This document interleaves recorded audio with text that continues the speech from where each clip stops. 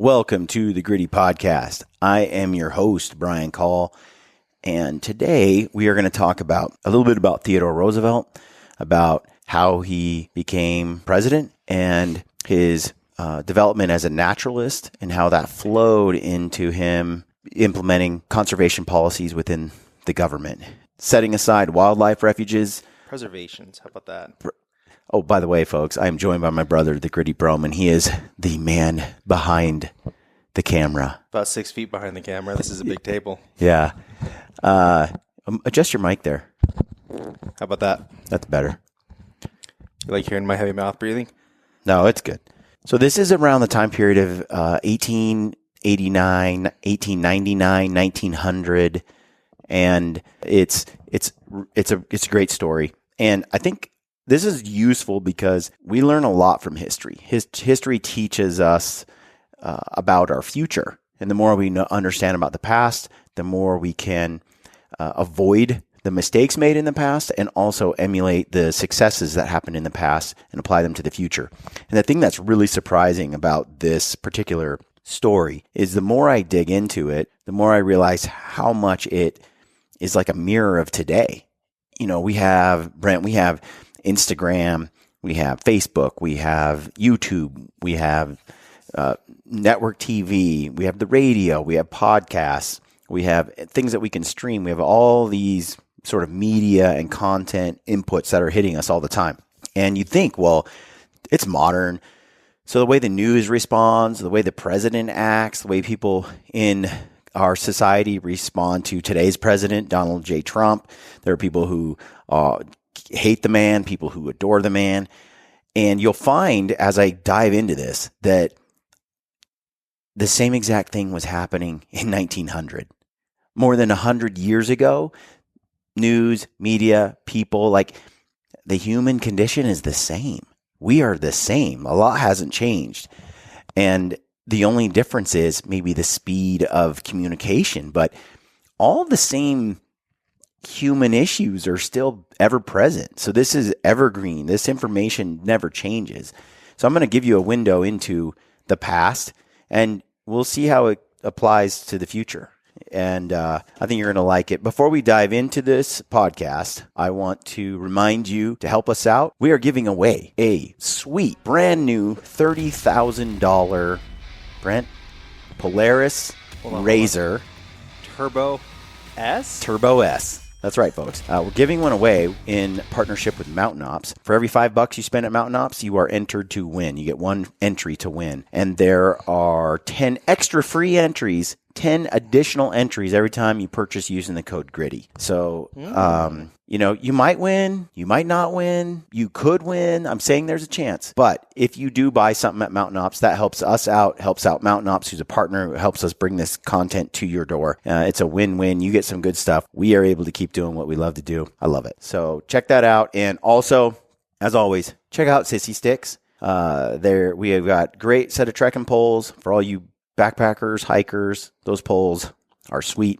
Carbon fiber upper, aluminum lower. You get the benefits of carbon, but you get the benefits of aluminum married together to give you a sturdy, lightweight, solid pole. I love the click locks. I hate screw locks. It's got all the design features I like in trekking pole. Use the code GRITTY at Sissy Sticks, and you're going to save quite a bit of money and get a great pair of sticks for a lot less. The supply chain thing due to the China virus, I'm going to call it the China virus, due to the COVID-19 has slowed down the production of Sissy Sticks. So they've been sold out, but I think they got a new order just recently. But we keep selling out. So we're sorry about that. But keep checking back. Use the code GRITTY and save. All right, we're going to jump into this book.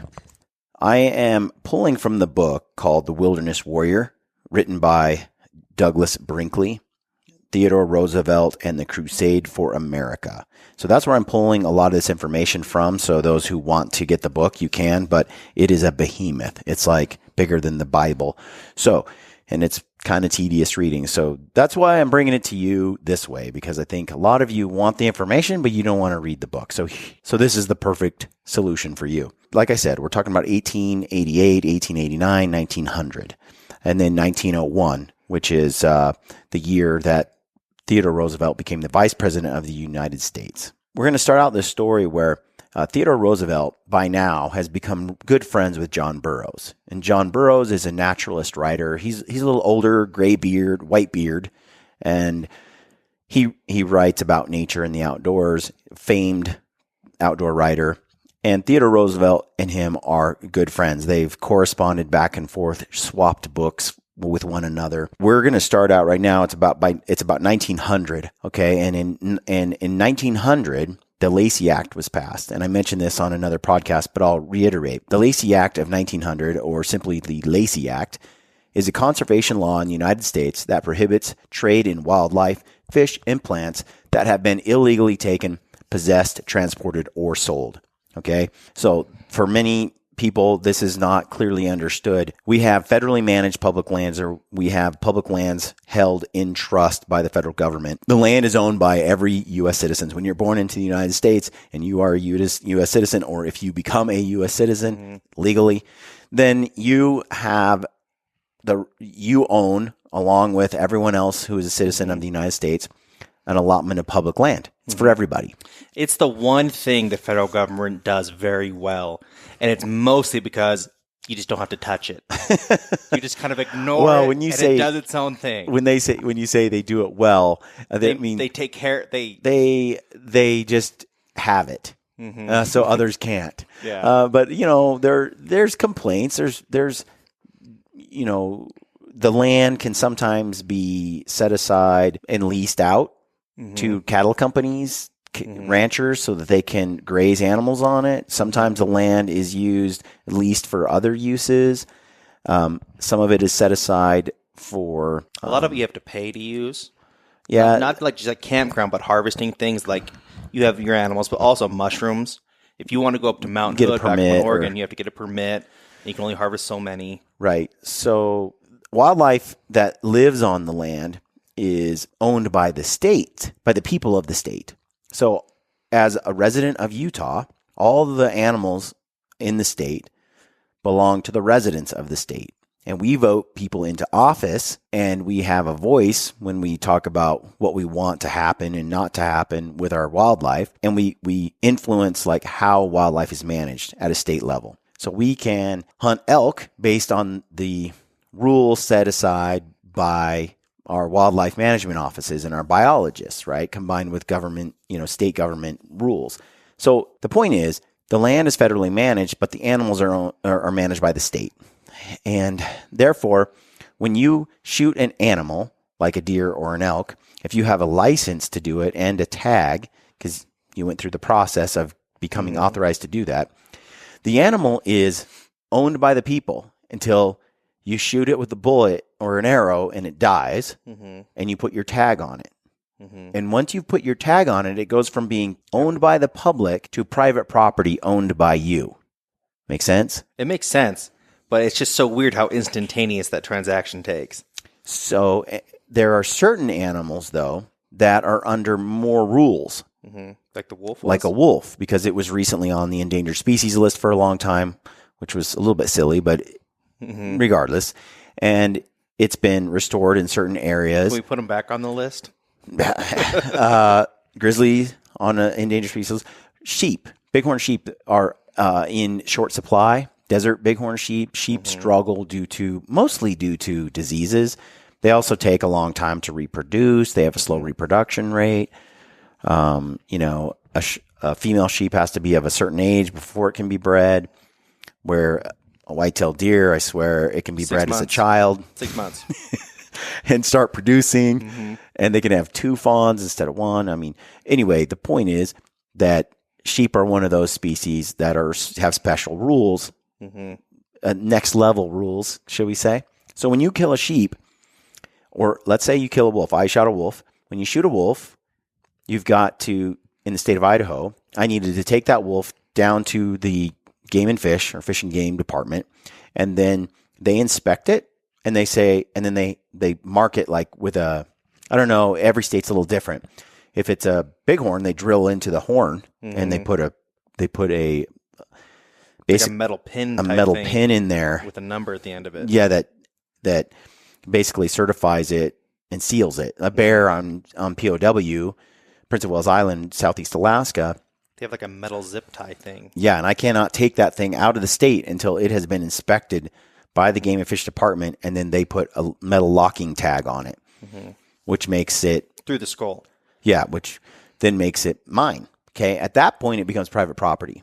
So with a deer or elk, though, it's private property the moment I put my tag on it. With these other animals that are more endangered and more regulated, it becomes mine when they officially... I can take it across state lines. Once it's been tagged been tagged and sealed. Whatever. Yeah. So anyway, that's kind of the grounds for the Lacey Act. I think some of you, I apologize. This is just a repeat of things you already know. But the point is, this is a revolutionary thing that happens right now. Because the Lacey Act of 1900, the reason this came to be was because market hunting, there were no regulations on hunting. You could just shoot animals willy-nilly and sell them on the market, open marketplace. That's what they did with buffalo, beavers, devastated pronghorn. Those poor guys. Yep. Yeah, almost took buffalo to extinction. So the Lacey Act is saying these animals here, it's illegal to possess, to take, to kill, to shoot, to sell, to do anything with. Okay, unless it's been legally taken and it follows legal guidelines. So this is a powerful new thing that comes into play. And it's amid a lot of other things happening at the same time. And in this current moment, Theodore Roosevelt is governor of New York. Okay. So New York is a major player on the national scene, and he is the governor of that. So naturally, he's got some clout. He's got some popularity, and this is after the Rough Riders. This is after, Theodore Roosevelt going to war. This is after a lot of things that have kind of happened in the past, right? He's around 40 years old, 42 or something, 43, I'm not sure. So he's young, he's a young governor of New York. What was the life expectancy back then? 45? No, I think that, a little higher. A little higher than that, but 46. So going to the book, it says, from 1889 to 1900, Roosevelt and Burroughs had regularly met for lunch, discussed bird laws, and swapped books. Now remember, John Burroughs is the naturalist writer. The two men shared the admirable traits of enjoying a well-turned phrase and never keeping the inkhorn dry, meaning they were writing a lot of letters to each other and having great conversations. And so they're trading books, they're writing to each other about, the things that each other write. John Burroughs is giving him praise for how Theodore Roosevelt writes, and vice versa. And in 1899, James Bryce deemed Roosevelt the hope of American politics. But Burroughs, however, said he saw the colonel as the great public naturalist of the future. So it's interesting because you have people who see Roosevelt as a rising star. He's got all this popularity. The people love him. He's kind of a man of the people. But he's also this conservationist, naturalist, hunter, relatable person that a lot of other people in America like for different reasons. And so there's this person, there's two parts of Theodore Roosevelt, the politician, right? And then over here, there's the naturalist, hunter, outdoorsy guy. And people look at Roosevelt and they're like, he's going to change the face of America, America first kind of stuff. So there's this guy from New York who people really love and then runs for president. And then all of a sudden they don't like him anymore. Oh, like Donald Trump? Weird. Yeah. Right? Are you hearing this? I'm telling you, this is eerie. There's some eerie similarities here. In fact, the braggadocious nature of both of them, you could just feel it in here. How people... He's a New Yorker. People love... they either love Theodore Roosevelt or they hate him. And... Theodore is definitely all-America nationalist, and so is Trump. There's some similarities, and they also brag a lot and talk pretty... It's just a New Yorker thing. Yeah, it really is. Talk it up. And so you have to be the best, otherwise no one's going to listen to you. Right, and they use maximums, too, like I've created the best presidency ever. And you're like, well, have you? Like... there's aspects, but no, it's like all or nothing. And so I just want you to remember that there are people thinking, dude, this guy is going to meet all of our political needs. we're going to have the Republican Party winning in the White House. He's the next president. We can see this happening. There's a good chance of this. And then you have the other people going, I can't wait for him to get in office because he's going to do all these environmental things and he's going to save the animals and he's going to be this sort of green president. Okay. And so here we go. Charging ahead in the book, it says, with John Burroughs as his primary muse, Governor Roosevelt had entered the citizen bird movement full throttle. Along with Frank M. Chapman, William Dutcher, and a few others, Roosevelt truly thought of himself as part of the Guild of Professional Naturalists. And Burroughs was the eminent leader. Just as Theodore Roosevelt Sr. had gotten immersed in the humane movement, his son now believed in the moral impact of Darwin's theory. That benevolence toward other species was compulsory, that society had a sacred obligation to take care of lower species like birds. This moral Darwinian impulse had first started fomenting when Theodore Roosevelt had read Wake Robin at Harvard University. In 1859, when Roosevelt was 1 year old, Burroughs had written in his notebook the evolutionary sentiment that from a single atom, by infinite modification, nature builds the universe. To Burroughs, the descent of man was a miraculous model of patient, timeless, sincere inquiry. Such candor, such love of truth, such keen insight into the methods of nature, such singleness of purpose, and such nobility of mind could not be easily matched. So, Brent, the book, The Descent of Man, do you remember what that was about? The Descent of Man. The Descent of Man. Mm-hmm. Nope. He's talking about this book, which at the time, written by Charles Darwin. It caused a lot of contention because when you start talking about evolution, you start making religious people a little nervous. Mm-hmm. God versus nature and all this. And Theodore Roosevelt talks about that here in just a minute. But the book, The Descent of Man, I'll just read this to you, is a book by English naturalist Charles Darwin, first published in 1871. Remember, we're talking about 1900, so about 20 years later. This book has circulated and been part of Theodore Roosevelt's life since the 20s when he was in college to now being 40. It changed the world, this book, and Charles Darwin's theory on evolution, right? And so this is what he's referring to when he reads this book. And he's blown away by the book and kind of what it tells people about nature, and it changed the world, like I said. This theory of evolution really hadn't taken hold until now. And all these puzzle pieces regarding nature and how nature has come to be is unfolding. And it's a fascinating time to kind of learn about science. And Theodore Roosevelt swept in this full throttle. And so is John Burroughs. And I believe Charles Darwin had passed away, I don't know, maybe 10 years, 5 years before this. So that's the time frame. Now, at the time, there's a lot of naturalists writing books, but for Theodore Roosevelt, John Burroughs was the perfect blend. Okay, You had some folks that were really flowery and like Walden's Pond kind of stuff, and then you have other books that are really scientific and kind of dry, but packed with a lot of scientific facts and information. Burroughs was that guy in between that Theodore Roosevelt really related to because anyone could pick it up and anyone could understand it and follow it, And so for him, for his money, pound for pound, John Burroughs was the best naturalist writer. So going back to the book, John Burroughs talks about Origin of Species. So the Origin of Species just is Darwin's first book, and The Descent of Man is the second book he ever wrote. Okay. So both, like I said, controversial and very, I guess, mind-blowing, at the time. It says, to Burroughs, the book On the Origin of Species was a true wonder book. The exact sentiment Roosevelt had toward it. The debt that both naturalists felt that they owed Darwin could never be repaid. Both men learned to scoff at Darwin's critics as dimwits who wouldn't comprehend basic scientific laws of nature. Only Shakespeare and Emerson, they believed, had a comparable grip on the universal condition. Darwin is the father of a new generation of naturalists, Burroughs enthused in his journal. He is the first to open the door into nature's secret Senate chambers. His theory confronts and demands the incalculable geological ages. It is as ample as the earth and as deep as time. It mates with and matches and is as grand as the nebular hypothesis and is the same line of creative energy. He likes the book. Yeah, I was going to say, no one's ever talked about me like that.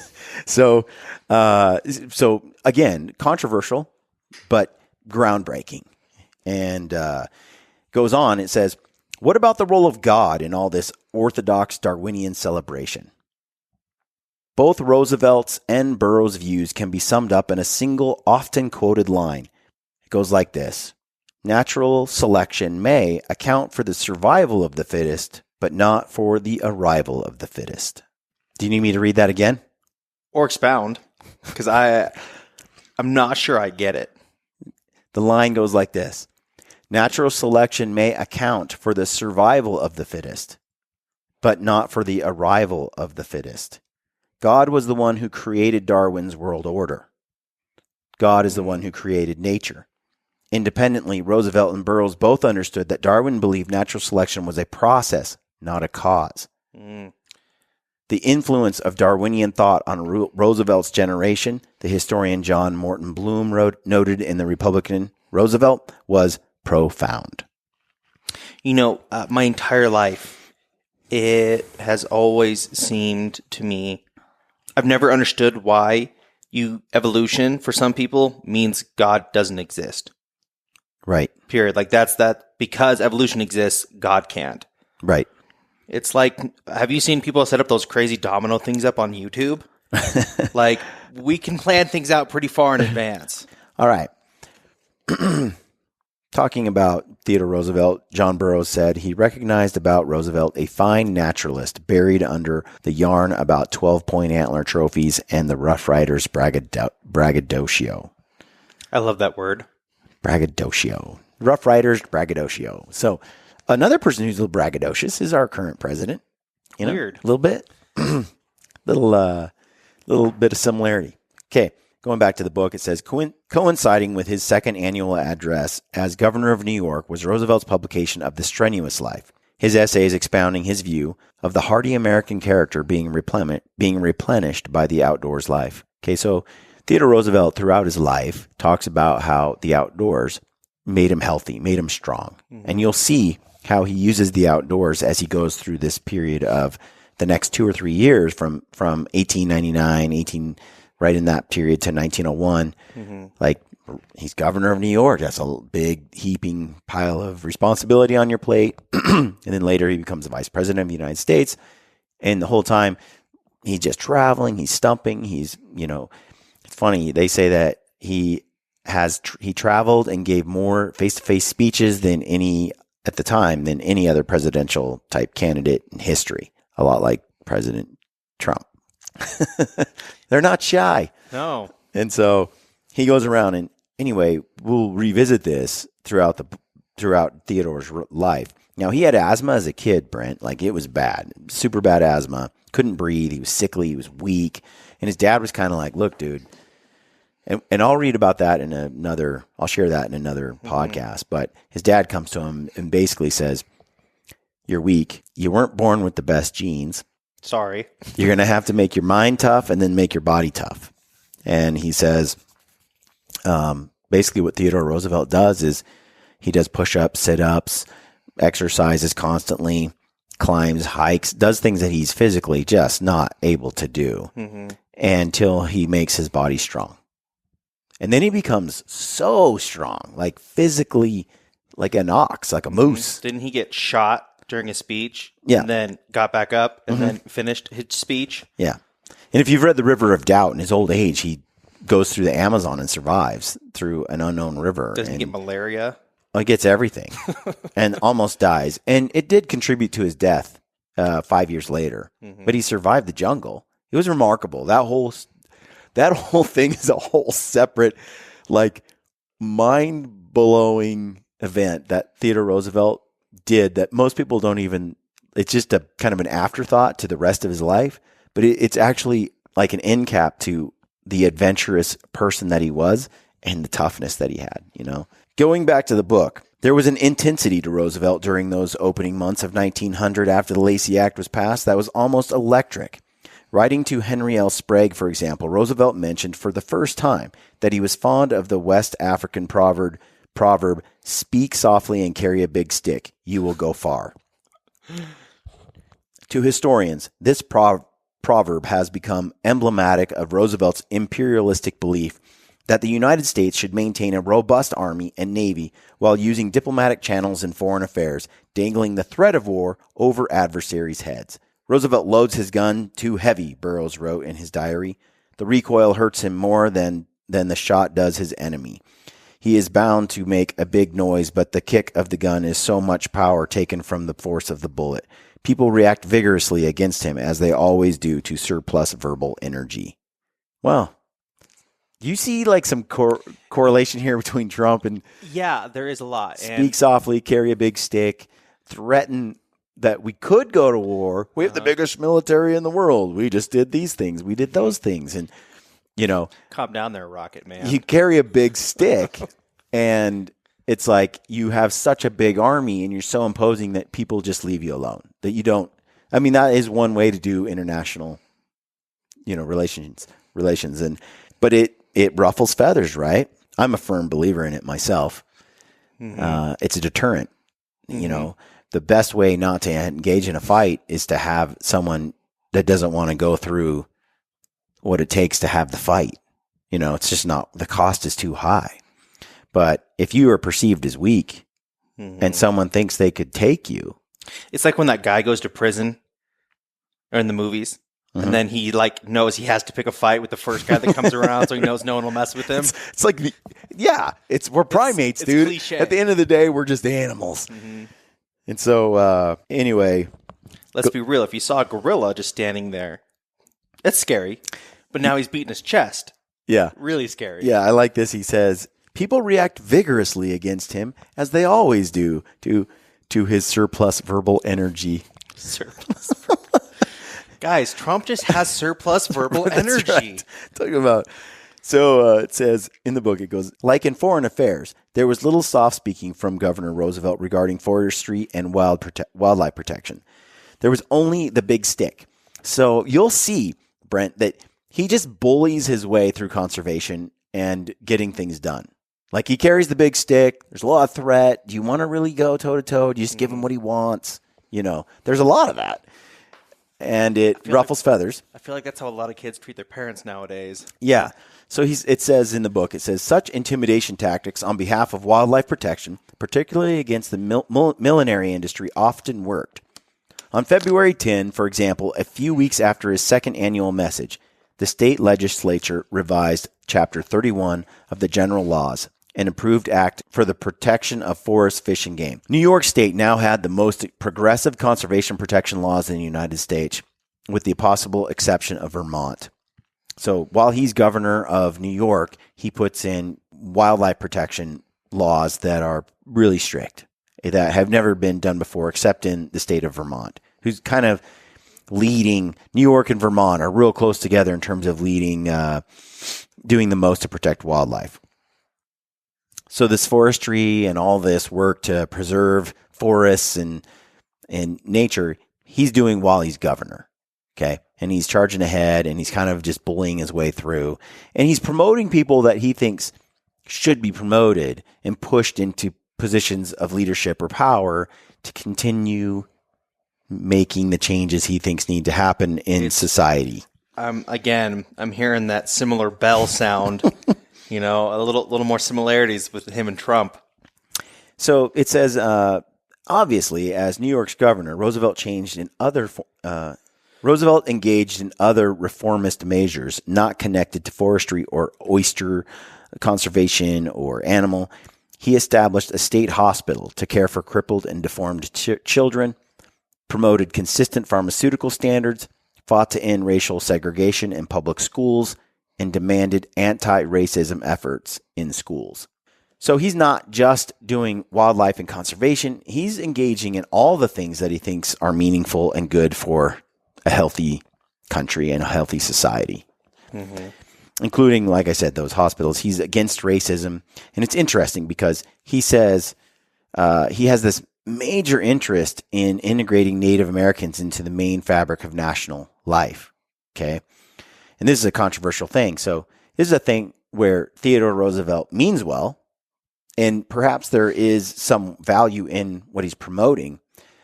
The problem was when we started to try as a country to bring Native American life, into the modern America, we also wanted to squash what they brought to the table, or ignore it, or make it disappear.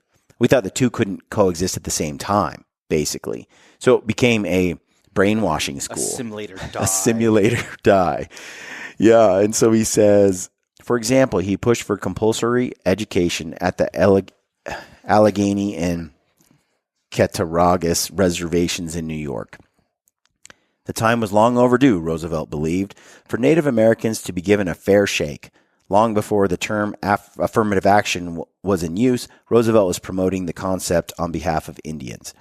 And he started corresponding with 3 African-American intellectuals whom he deeply admired: Booker T. Washington, William Henry Lewis, and Paul Laurence Dunbar. So he's interacting with these African-American intellectuals that are where slavery is no longer a thing, and they're very smart, and these people he's trying to change the racism in America, and he's trying to take care of the Native Americans, which he really valued, although not realizing, he made it compulsory, like you have no choice but to go to these schools.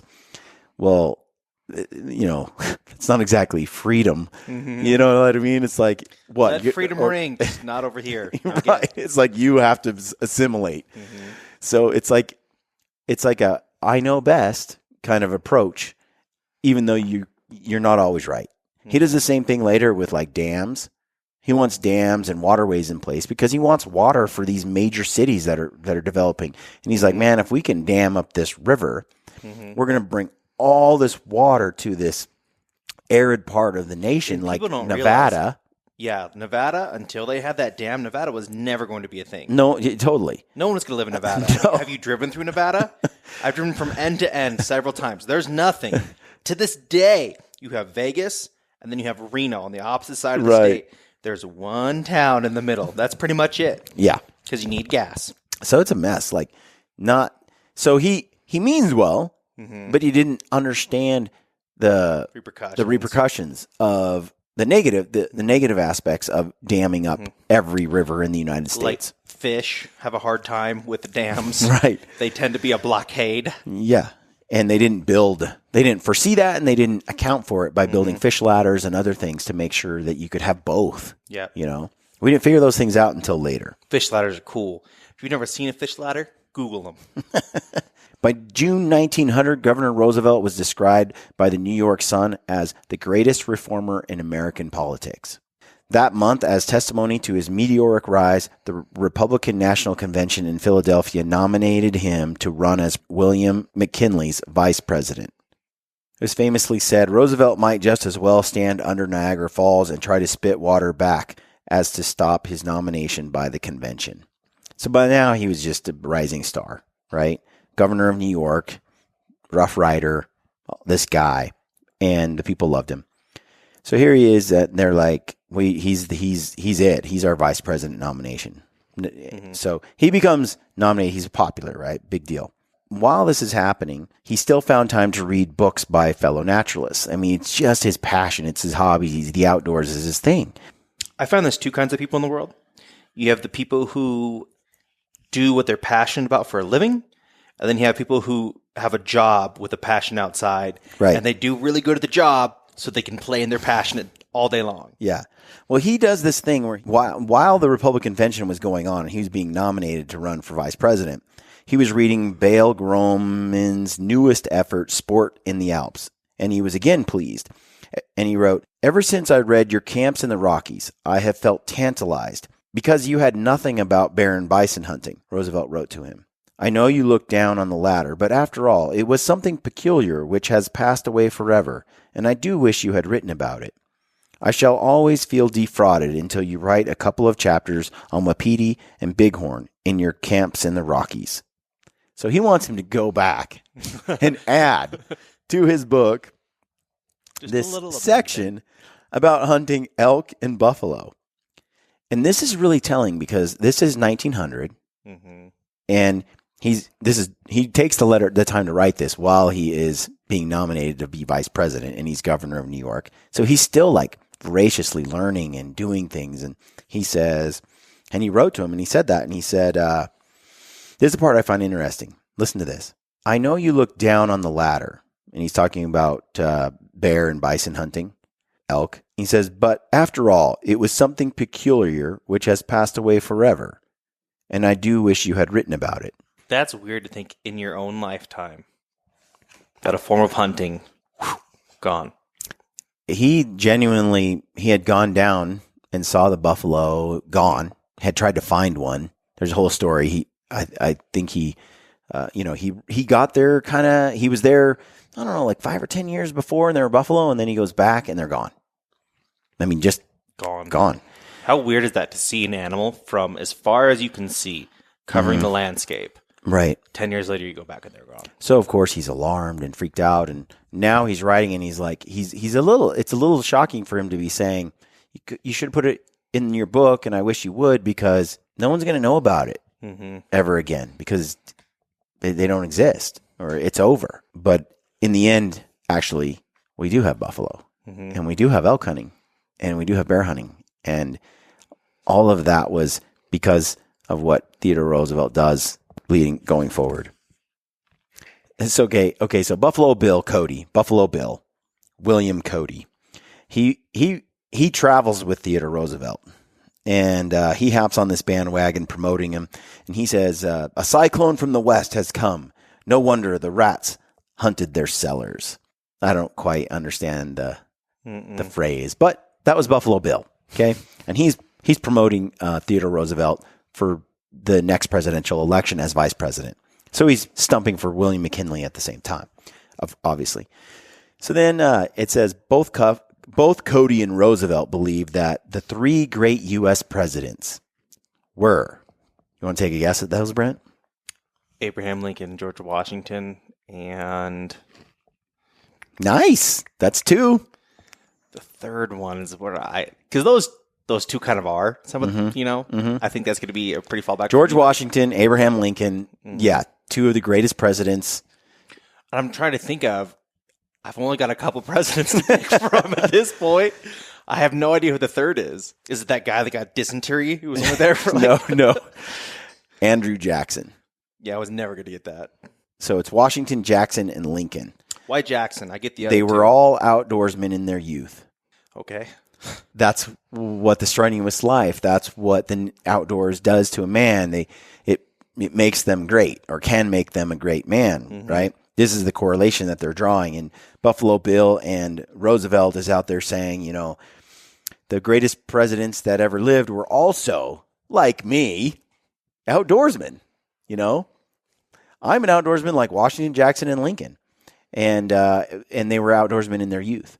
And so Theodore and Buffalo Bill, they exude the Wild West mythology in their demeanor, and the Americans love them for it. And so he travels by train, stagecoach, all over the place, and he goes out and he talks everywhere, and he looks like a cowboy. Hundreds of veterans of the Rough Riders followed Roosevelt through the Rocky Mountain states, acting as both bodyguards and essential eyewitnesses of his valor in Cuba. Buffalo Bill had signed up 16 of the veterans to reenact the Battle of San Juan Hill in Cody's Wild West extravaganza. It's like a little play. It's like a little Instagram post. It's a little IG story, but it's Buffalo Bill, with a performing troupe. Little sock puppet Back play. in the day, this is how they did this, right? They didn't have Instagram. They didn't have Twitter. One populist editor mocked Roosevelt in Cripple Creek, and that's in Colorado, and a well-armed Rough Rider shot the critic with a revolver. Well, big stick. And it says, Roosevelt wouldn't denounce this act, perpetrated in defense of his besmirched character. These were repugnant times, People were afraid of science and Darwinism, the strenuous life they didn't like. They didn't like expansionism. They didn't like nationalism, modern science, and old-fashioned hard work. Kind of sounds a little bit like today as well. Different ideas. And so it's typical Republican versus Democrat debate going on here. And he's touring the West with Buffalo Bill and other people. Gun-happy Rough Riders who shoot people who insult you. And then, if you're going to travel with someone. On November 6, 1900, McKinley and Roosevelt won in an electoral landslide. So they crushed the Democratic opponent. Roosevelt's Democratic critics immediately scoffed that being vice president was a boot polisher's job. The unconventional Roosevelt, who had made bold reformist improvements in New York, they said, fearlessly standing up to Boss Platt on conservation issues, among others, had been relegated to a lifeless position. Poor Teddy Roosevelt had become the fifth wheel of the executive branch. Typically, Roosevelt would have none of such talk. If I have ever been put on the shelf, he said, my enemies will find that I can make it a cheerful place of abode. This quip, of course, touchy defensiveness and smart public relations. So, he's now vice president of the United States. He doesn't have the control and the influence that he had as governor. And often we see that someone who becomes vice president, they just sort of are like an acting, or at least they appear to be just someone in the wings, not really active anymore, just sort of a figurehead, But of course, the vice president becomes president if the president dies. So, moving on. That was a little foreshadowing, Brent. Theodore Roosevelt he's now vice president, right? So he just charges ahead with all of his conservation issues just as vice president. And it says, days after McKinley's reelection, Roosevelt, showing how easily he could shift from being governor of New York to being a national office holder, wrote a long open letter to the National Irrigation Congress about the vital necessity of storing the floods and preserving the forests. Storing the floods. Yes, it's very biblical.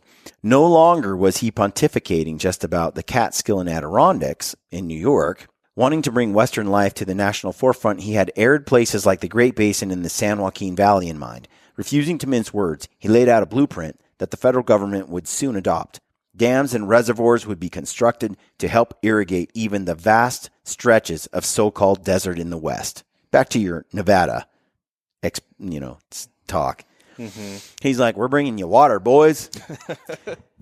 Herein lay the seeds for what would soon become Roosevelt's reclamation of the American West as U.S. president. So westward expansion really wasn't taking place because a lot of the West is actually arid if you don't have, for farming and ranching, if you don't have irrigation and you don't... No one's going to live in Nevada. It is a butthole. If there's not water, you ain't going there. If you don't have if you don't store water, there's people can't live there, and you can't. And if you don't have irrigation, you can't grow things. So, but in these arid regions, they could become populated, and westward expansion could continue if they do these things. And he wants to reclaim the forests that have been denuded and demolished. Denuded? What's denuded? Googleize it. Denuded. That sounds like you're denuding something, like you're putting clothes on it. It's like to remove everything, to make everything disappear. Denuded. To strip something of its covering, possessions, or assets, to make bare. There you go. A forest is denuded. It means it has been stripped bare. It's the opposite of what I thought it would have been. Because it says D.nude. I suppose, yeah, that makes sense. Not pausing to think if it was smart to build cities in the Mojave or Sonoran Desert, Roosevelt's open letter made some fine points about how deforestation of the arid West must be prevented.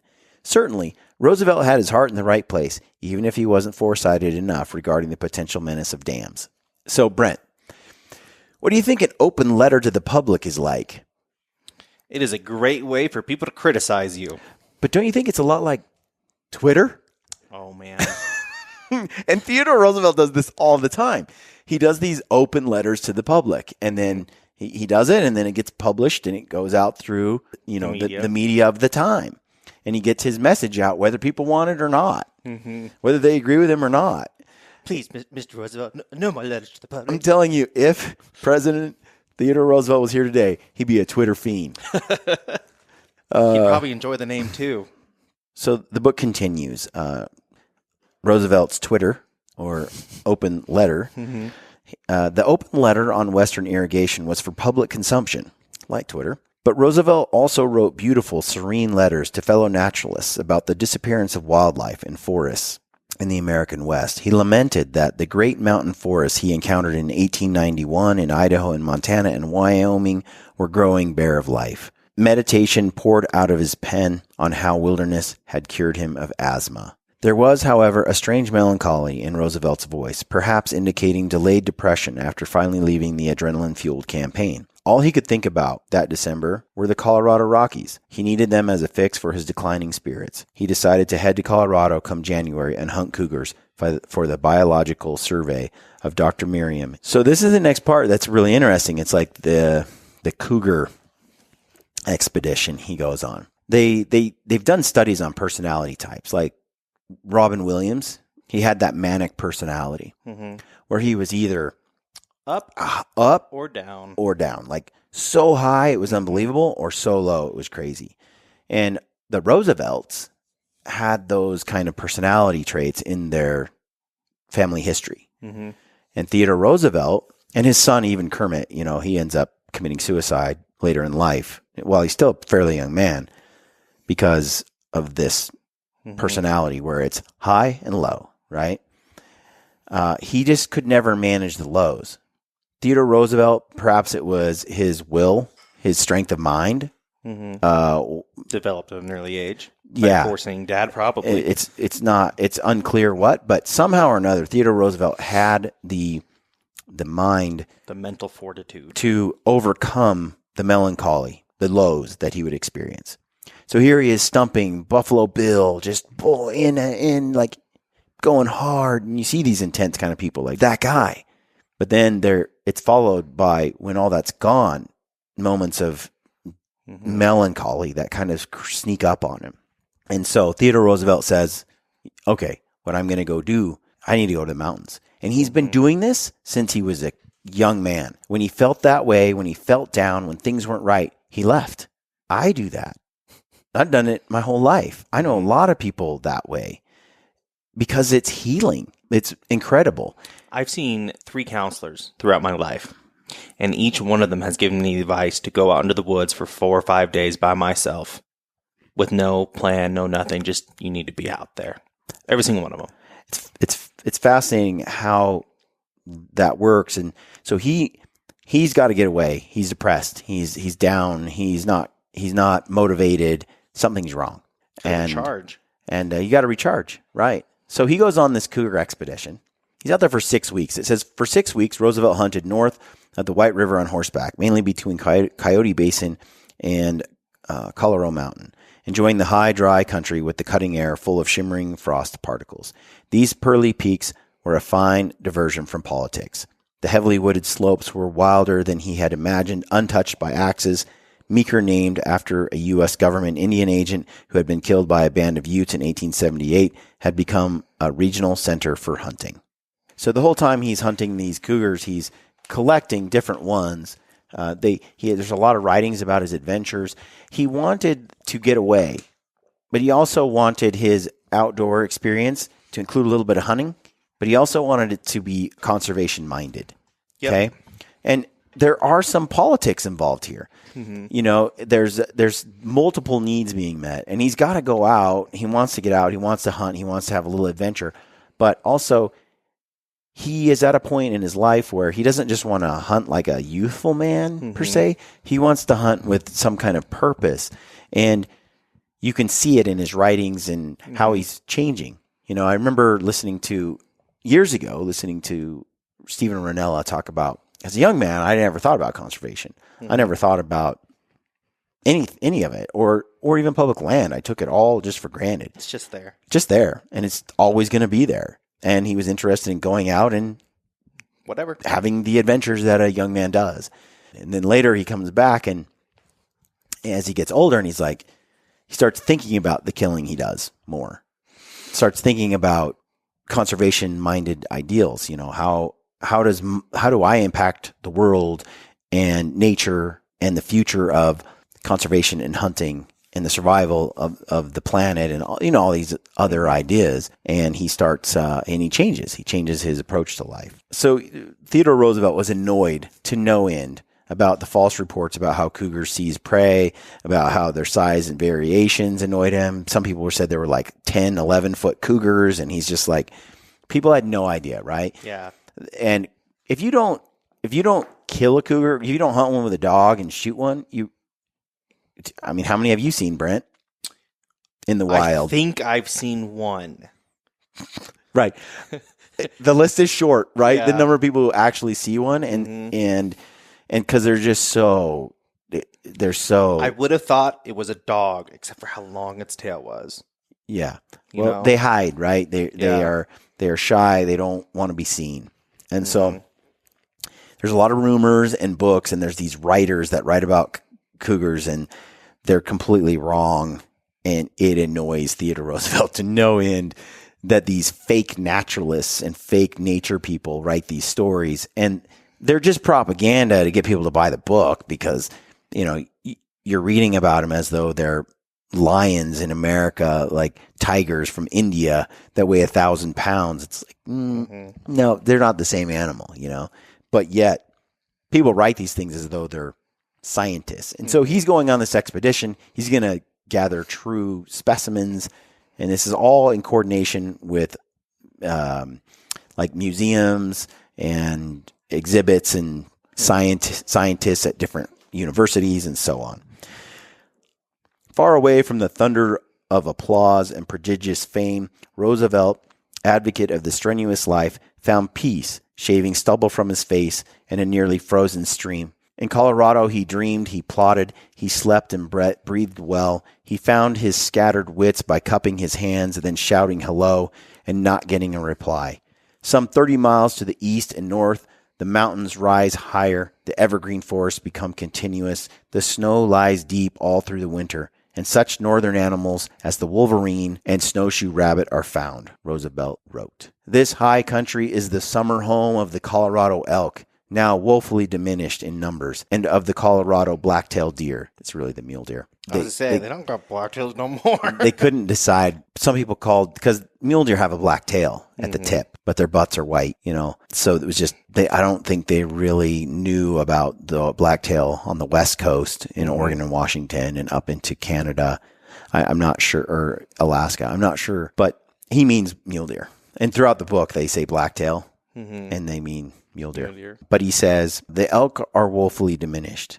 And he writes, of the Colorado black-tailed deer, mule deer, which are still very plentiful, but which, unless better protected, will follow the elk in the next few decades.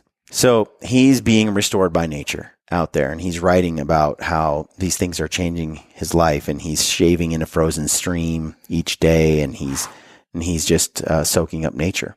Later, he uses those notes to write a book, Outdoor Pastimes of an American Hunter. He writes beautifully. Theodore Roosevelt's a really good writer, and he takes all these notes, and he talks about mountain lions, and he says the 14 cougar we killed showed the widest variation not only in size but in color, as shown by the following table. Some were as slate gray as deer when in the so-called blue, others rufous, almost as bright as a deer in the red. I use these two terms to describe the color phases, though in some instances the tint was very undecided. The color phase evidently has nothing to do with age, sex, season, or locality. Did you know cougars were all different colors? White brown-ish. So apparently there's gray, red, orangey, yellow, tan, like these different colors after they shot so many, and you lay them out and you see, oh, they're quite unique, right? Mm-hmm. And he goes on to say, they need to be preserved, but then they also need to be taken out because we're worried about the deer and the elk and the prey populations that have declined so much. So he's kind of in love with them, not in love with them. He says they're pretty, he respects them like any of us loves predators. It's just kind of in our DNA. But at the same time, He feels like they should be managed just like any other animal. And that, for some, is really confusing. But for hunters, we get it. Mm-hmm.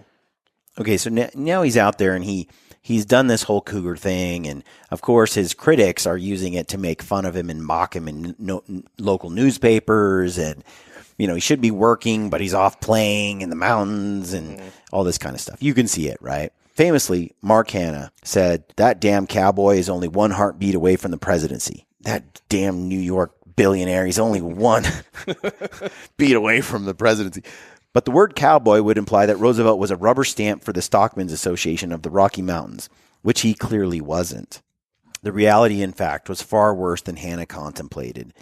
Roosevelt was a pro-forest, pro-buffalo, cougar-infatuated, socialistic land conservationist who had been trained at Harvard as a Darwinian Huxleyite zoologist and now believed that the moral implications of On the Origin of Species and Darwin's theory on evolution needed to be embraced by public policy.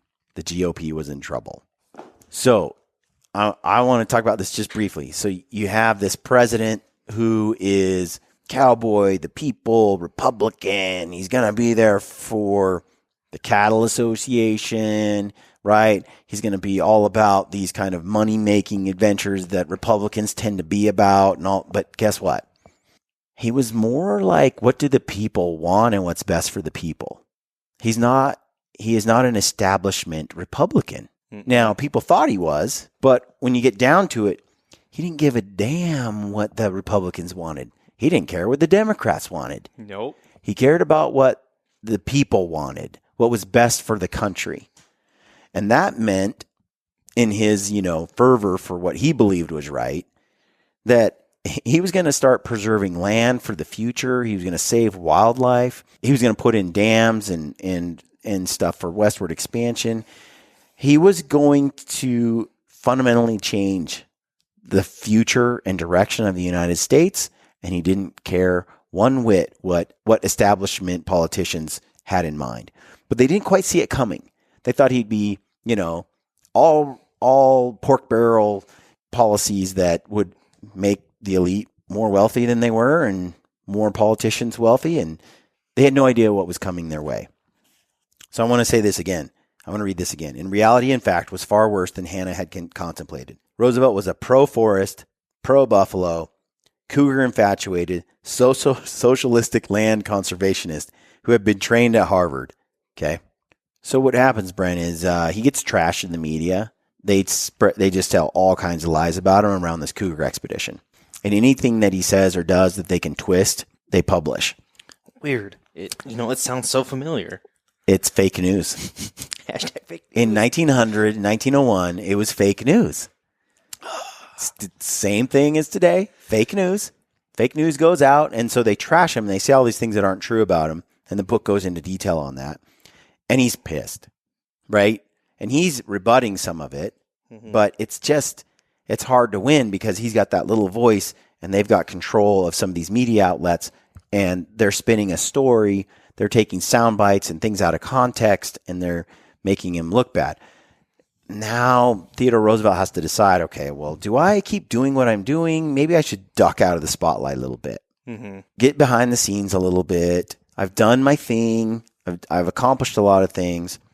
And he decides that he's going to lay low a little bit more. And he doesn't want to take the limelight away from the actual president because he doesn't want to be fired, or hated. So he realizes he's got to take care of the president and not kind of overstep the limelight. So he's just a boisterous person. So he withdraws a little bit. Okay. The challenge for Vice President Roosevelt, particularly when it came to conservation, was to be a team player in the McKinley administration. So he's the vice president. He can push his agenda and do his things like conservation that he's been doing, but he's kind of got to tone it down a little bit. Okay. Got to play the game. I'll read what the book says about fame and the fake media. Fame has an ugly dark side in America. The sniping by the tabloid press. Because Roosevelt was the vice president-elect while he was in Colorado hunting cougars, he was a particularly tempting target for irresponsible journalism. A story was propagated by Senator Thomas McDonald Patterson of Colorado, a populist Democrat, said that Roosevelt had been drunk on a train with Senator Henry Cabot Lodge and a few others. It was pure rubbish. The Associated Press also went after Roosevelt for grossly dissipated conduct. In defense, Roosevelt claimed that the wire service was controlled by Bryan, who wanted him bruised. And again, this fake news thing, and it goes on and on and on for a while until he decides, all right, I'm just going to get out of the public eye for a little while. And so during this time, he becomes obsessed with protecting Alaskan wildlife. And now that he's vice president, he has some federal control. He starts coming up with ways to implement more things, but behind the scenes. He wrote once, "I wish to heaven it were possible to get Congress to act about Alaska. As far as I know, they simply provide for free rum. I do not know that they know anything about the game laws. Well, things are a little discouraging at times." So Roosevelt wanted America to have strict game laws, like across the United States. And he had done his best to implement those in New York. Vermont, though, kind of was leading the pack on this. And he decides that he wants to visit Vermont and learn more about their game laws and how they put them in place and why they're there. He wanted to get places like Alaska, Colorado, Montana, and Wyoming to adopt Vermont's admirable standards of natural resource management. And so he decides to go down to Vermont and visit with the thought leaders there and figure out how to do this on a large scale. So he goes down there and he's talking and he's kind of being presidential and vice presidency, and he's talking to different leaders about how they've done conservation. And he tells this story. He's like, so we were hunting cougars and I was there with Stewart. And he said, Stewart took the hunt a shade less seriously than I did, Roosevelt joked. I wanted to shoot the lions, but he wanted to Kodak them. He had a large and Catholic taste and wanted to Kodak everything. When the dogs treed the first lion, I was riding ahead and had got within 50 yards of the tree and could see the animal in the tree snarling and spitting. I was immensely interested. Suddenly, Stewart halted me in a tone almost agonizing in its eagerness. Wait, Theodore. As though a pack of mountain lions was upon us, when he proceeded with the air of a villain in melodrama to take a picture of a rabbit on a stump. And they laugh, and what he's basically saying is he was out there with someone who was into photographs and nature, but not hunting and the adventure. And he makes a little joke about it, and he speaks, and he's getting ready at the end of this night. He's going back to his hotel, or at least where he's staying. At 5:30 that evening, Roosevelt was called away from the veranda to the telephone. He was informed that President McKinley had been shot twice at point-blank range while visiting the Pan American Exposition in Buffalo. Burying his head in his hands, Roosevelt was heard to gasp, "My God." Okay, now I'm going to just read a lot of the rest.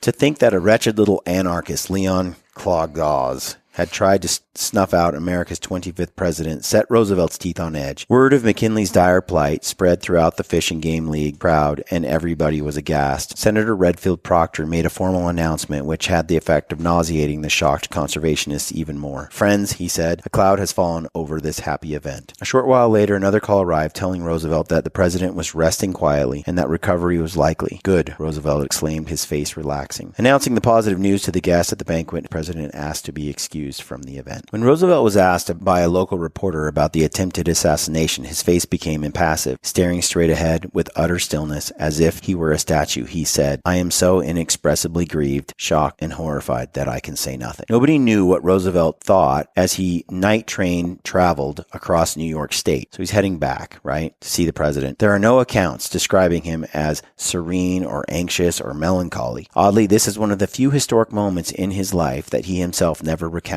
Probably his heart had sunk into his boots, and his mind was reeling like the discord of untuned fiddles. Had yet another president been killed in his prime? Not since a bullet struck President Garfield 20 years earlier had the nation's nervous system been given such a jolt. President McKinley's wound was quite serious. The bullet had penetrated his abdomen, damaging his stomach and pancreas. McKinley had been rushed to Exposition Hospital for immediate surgery. He was then moved to the home of John G. Milborn on Delaware Avenue to rest. Arriving in the hush of dawn, catching a morning chill, Roosevelt hurried to McKinley's bedside. He stayed for the next 3 days. By September 10, President McKinley's health had vastly improved. The situation didn't look fatal. It seemed that the president was going to pull through. A very relieved Roosevelt didn't want to hang around Buffalo any longer, so he said goodbye and headed for Oyster Bay and then the Adirondacks to reconvene with Edith. So again, stressful time. What's he want to do? He wants to go to the mountains, to his place of rejuvenation, And it says, everybody deals with tragedy differently, and Roosevelt now felt the urge to climb Mount Marcy. Roosevelt knew life was short, and he didn't want to miss his home state's glorious peak, which had tugged at him since those long-ago campfire readings of the Last of the Mohicans. To Roosevelt, it was wrong for a governor of New York not to have climbed the great summit. Even though Burroughs had written extensively about his 1863 trek to Mount Marcy, the sage of Slabsides had never made it to the top. Roosevelt would do it for him. For the first time since Yellowstone, Edith agreed to climb a mountain with her husband, excited to see the virgin groves of birch, pine, spruce, and fir. Two of Roosevelt's eager children, Kermit and Ethel, were also going to make the climb and go swimming in Lake Tear of the Clouds, the source of the Hudson River. The first day on the Calamity Brook Trail started out golden,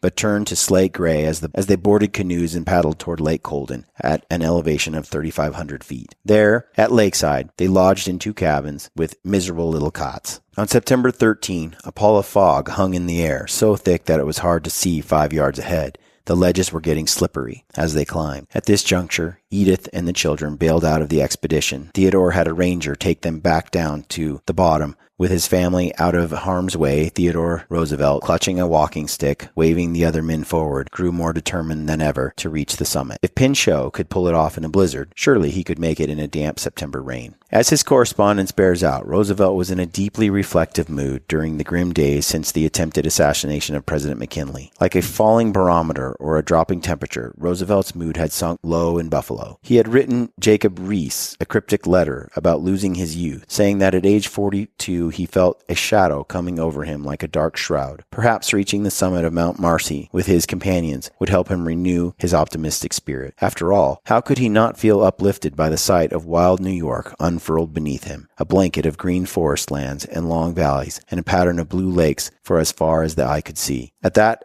high in elevation, where only balsam fir and a few stunted spruces thrived, he could think in an unmuddled way. A mountain climber who wrote Into Thin Air wrote about the out-of-body sensation encountered when one is rubbing up against the enigma of mortality, finally reaching a summit after days of difficult climbing. The author wrote, the reward was a glimpse across the forbidden frontier of death. Somehow 360-degree views from the mountaintops staring at the horizon remained the closest humans could get to comprehending the afterlife before the advent of modern aviation. Some climbers have called it a rush. To others, it's a little taste of heaven. To Roosevelt, it was another moment of perfect clarity like the one he had on Mount Katahdin as a young man. For hours he basked in his own romantic profile. He was the explorer hero, at one with the backwoodsman on the trail in a leather-stocking story, at one with Audubon and Thoreau, Boone and Crockett. Breathing fast, wondering what had happened to McKinley and Buffalo, he made a personal pact to become a habitue of Mount Mercy. The summit was that inspiring. Beautiful country, Roosevelt kept repeating, while standing on a gray rock at the edge of a cliff. Beautiful country. Once the spell lifted, Roosevelt, his head cleared, started making his way down the mountain with the others. Unbeknownst to him, meanwhile, President McKinley had taken a sharp turn for the worst. Quite suddenly, the vice president was desperately needed in Buffalo. The odds were high that he'd be sworn in as the next American president. The only problem was that nobody knew how to find Roosevelt. The press reported that the vice president was lost in nature. The New York Times, for example, headlined its story that Hunt over Mountains for Mr. Roosevelt. Only the park ranger who had escorted Edith and the children down the mountain had a true idea of his whereabouts. At 1:25 on Friday, September 13, Roosevelt, eating a sandwich while sitting at Tear of the Clouds, was met by a hyperventilating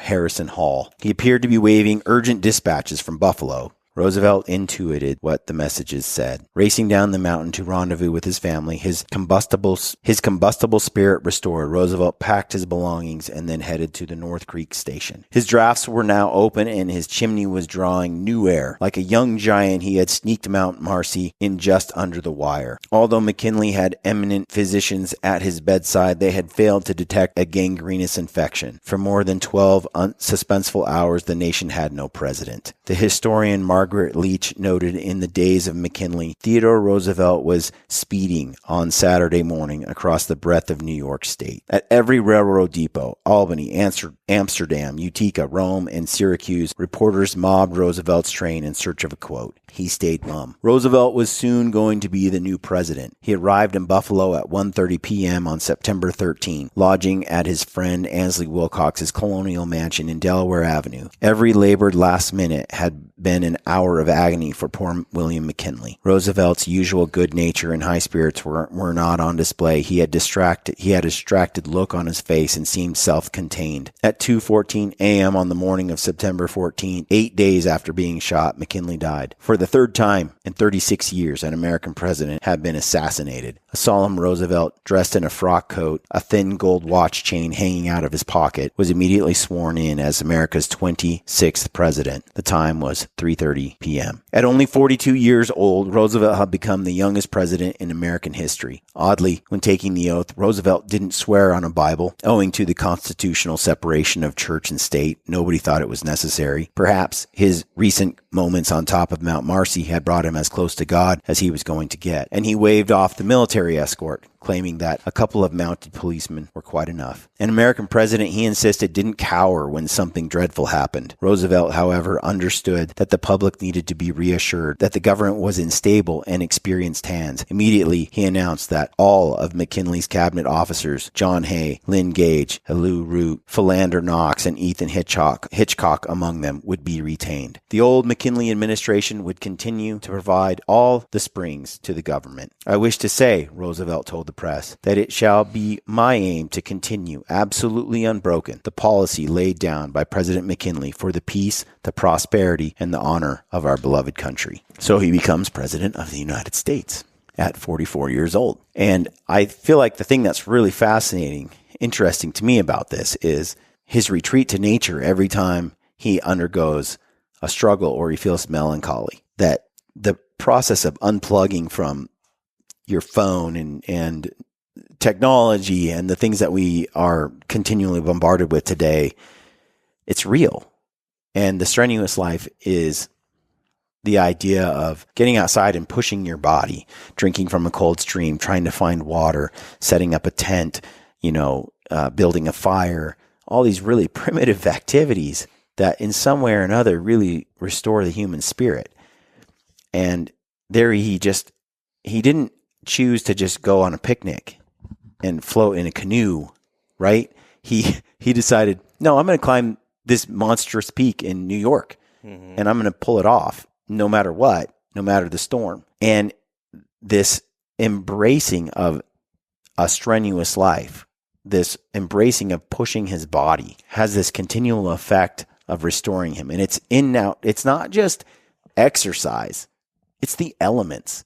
Like the man really thrived. The colder it was, or the more malaria and mosquito-infested swamps in Cuba he had to deal with, the more resilient he became. I want to get deeper into the strenuous life later because it is truly part of what forged him to be who he was. He pushed himself to become the person he was, and he used nature and the elements and the outdoors and those challenges to rejuvenate his human spirit. And there's that quote by the Lakota Indians where they say, man's heart away from nature becomes hard. And I think it's true. When you embrace and you're in part and you're with nature, you're different. You not to say people who never go out into nature aren't great people, but they're missing something. There does seem to be something they're missing something. Yeah, but could you still imagine having that weight on your shoulders just out of nowhere? Yeah, man, it's intense for sure. I think he continually rises to the occasion. Man's fearless, and he is not afraid of pissing people off. He's not afraid of speaking his mind. He's not afraid of conflict at all. So I don't think that this particular experience or how he reacted on the train had anything to do with his like him being non-confrontational or having struggle with conflict or challenge. I think it was more or less just a heavy moment. I think he was a very big-hearted man, really, and America first. And so when he's sitting there and he sees, American president shot, it went up. He's a very proper person too. Mm-hmm. So it went up against every fiber of his being in terms of they didn't just shoot a friend, mm-hmm. McKinley, but they killed the president of the United States. Like, it's the office that was attacked and the very nature of America. It was an assault on America. And he just loved the country that much that I think that it was a dark time in his heart in that way, So he continues. Now he's president, and now he has all the keys to the kingdom, and now serious conservation starts happening. Mm-hmm. And it gets real. So he's been dabbling. He's been doing things as New York governor. He's been doing things as vice president, and now he's the president. Well, now this is the worst fear for tons of Republicans, as well as Democrats, but tons of Republicans who, were fine with him as vice president. In fact, they wanted him to not be governor anymore because he was in the way of all the things that the other Republicans wanted to do. And so it's interesting. Of course, there's a lot of politics involved here.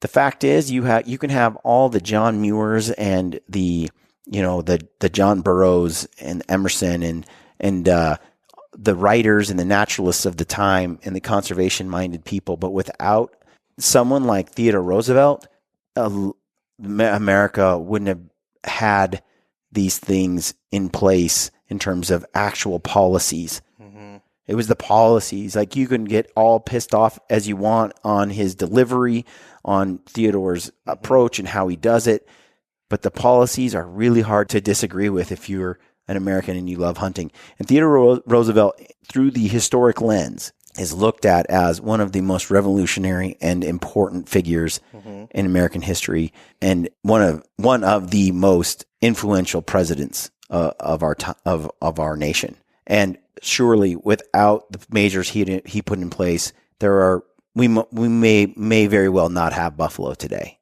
We may very well certainly wouldn't have restored or saved many of the animals we had. Our country might look a lot more like England mm-hmm. than America.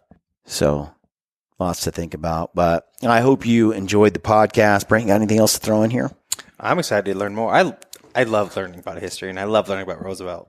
Yeah. So I'm excited to do a couple more of these. I think that, like I said, history helps us live a better future. Mm-hmm. We don't repeat the same mistakes of the past. And I also, like I said earlier, what's really interesting is how much this correlates to today's time. Like, he still had to deal with fake news and haters and people who trashed him. And he still had to do politics. The life back then, although vastly different, is also still much the same.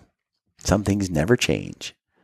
So thanks for tuning in. Don't forget to win a razor at Mountain Ops. Use the code GRITTY, get 10 extra free entries every $5 you spend, gets you entered to win, and it is a sweet ride. Also, use the code GRITTY with Heather's Choice. I just ate a packaroon. This is a orange vanilla packaroon. Mm-hmm. And it is incredibly delicious. So get yourself packaroon, save 15% using the code GRITTY. And if you're looking for some game bags, go to Graxaw.com. Use the link in our description field of this YouTube video. If you're on YouTube, go to our website. If you're not, and you can find the link there. And Graxaw game bags, you can get a 6 ounce set of game bags that are reusable, incredibly light. Mm-hmm. Awesome deal. And orange. Yeah. Why aren't more game bags orange? Some have reflective stuff. They're kind of orange also reflective. But I like that you can put it over on top of the head of the animal, or if you have an extra bag or something, you hang it on the horns. Yeah. Just a little more safety. A little more versatile. Mm-hmm. Anyway, those bags you can save using the code GRITTY there. And if you need some broadheads, go to Valkyrie Archery. Use the code GRITTY at Valkyrie. And also, man, if you don't have a Seek Outside shelter, you should get one because they're incredible. The Cimarron, that's Cuban fiber, it's like the cat's meow. It's hard to beat. You throw a titanium U-turn stove in there, you have a sub 3 pound, 8 by 9 foot shelter with a stove the whole weight together is sub 3 pounds. It's amazing.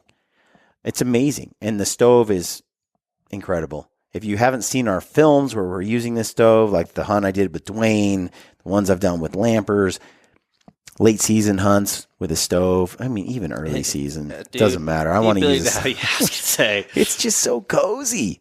So something about a fire, man. now Makes everything better. I recognize that Cimarron is real expensive. And because it's Dyneema, that's the one I recommend. But you can get one sil nylon, and you'll save money. You won't save the same amount of weight, although it's still very light. The other tent that I really like is the Silex, and that's a great 1 to 2 person tent. And you can get it with a stove jack. You can get it in sil nylon, and I think it weighs about the same as the Cuban fiber Dyneema. Again, I think you're sub 3 pounds for your stove and the Silex. So you're similar weights, just not as spacious. And you can run your stove, and it can fit you and your gear and your stove, or it can fit 2 guys in there. It's a sweet solo setup. It is. And it seals real well to the ground. It's got the zipperless doors. It sets up with 2 trekking poles, and which I recommend you have sissy sticks for that. And you set up that Silex, and I think it's $200 for the Silex. Pretty cheap, yeah. It's a killer piece of kit. So for those that are on a budget, man, a Silex with a U-turn stove, a little U-turn stove, is such a legit setup. So check that out. $189 for the Silex. Get a stove jack in it. Get a U-turn stove. That U-turn stove is revolutionary, and titanium. And you're going to have a sick single-person, spacious shelter that's great for like September elk. And to be able to run through the mountains with a sub 3 pound setup that gives you the space and gives you a stove to stay warm and cozy. Or the ability to be able to dry out your gear. Dry out your stuff. Put a little clothesline in there. Heat that puppy up. It's so comforting. And it's so nice to wake up in the morning, get a stove fire just going, and then just chill. And like I said, if you haven't seen our films, you got to check them out. You can just feel the comfort just watching the video. Hear the fire crackling. Yeah, it's so nice. So gear spread out everywhere. And you save 5% at Seek Outside when you use the code GRITTY. And they don't do sales. Nope. They do like a Black Friday sale once a year. So it's kind of a nice deal for us to have a code at GRITTY. And it saves you some. I wish it was like 30% off, but yeah, we're getting you 5. That's 5. That's where we're at. So that's it. That's it for the show today. Thanks for tuning in, and leave us a comment. We always love that. Appreciate all your support. Stay gritty.